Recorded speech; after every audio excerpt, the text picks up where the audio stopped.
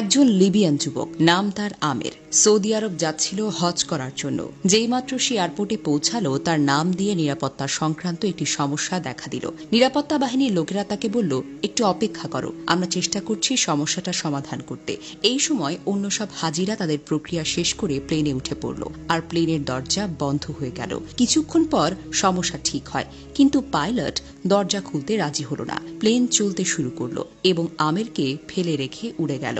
Officer তাকে সান্ত্বনা দিয়ে বলল, মন খারাপ করো না, হয়তো এটা তোমার ভাগ্যেই ছিল না। কিন্তু আমিরের জন্য ছিল অটল বিশ্বাস।